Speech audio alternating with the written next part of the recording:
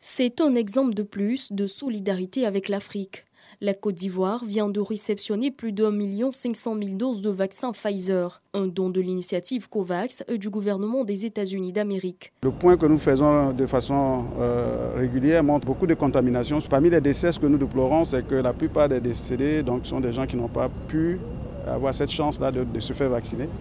Et 99% des personnes actuellement qui sont testées positives n'ont pas bénéficié de vaccination. Donc c'est une opportunité qu'on offre aux Ivoiriens de se faire vacciner. L'intérieur du pays pourra bénéficier cette fois des doses de vaccin Pfizer. La première tranche des vaccins AstraZeneca a été essentiellement utilisée à Abidjan, mais je pense que nous sommes en train de nous organiser pour que Pfizer puisse servir davantage. Mais sachez que 95% des cas sont à Abidjan et nous allons intensifier la vaccination à Abidjan et à l'intérieur du pays, en commençant par Abidjan. Un don qui témoigne de la bonne marche de la coopération entre la Côte d'Ivoire et les États-Unis. Cela dénote des excellentes relations que nous avons avec les États-Unis et également avec l'Union africaine et tous nos partenaires qui ont précédé les États-Unis en nous livrant des vaccins.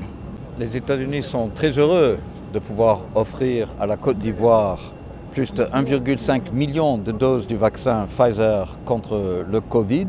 Et tout cela, ça démontre l'engagement ferme du président Biden de vraiment exercer un grand leadership à la hauteur du rôle des États-Unis dans le monde face à cette pandémie qui nous touche tous.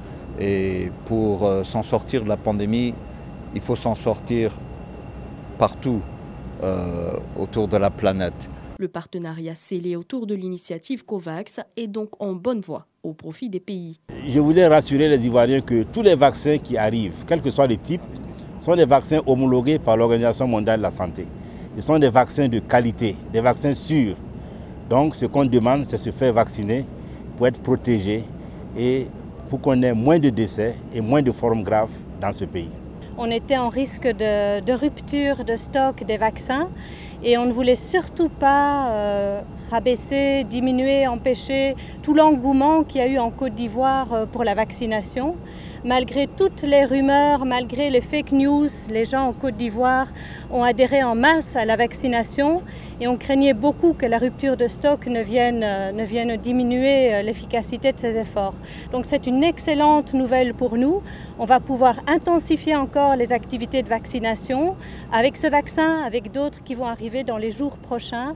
Notre objectif, c'est vraiment d'appuyer le gouvernement dans son ambition que d'ici la fin de l'année, il y ait au moins 7 millions d'Ivoiriens vaccinés contre la Covid-19. À ce jour, plus d'1 200 000 Ivoiriens ont été vaccinés.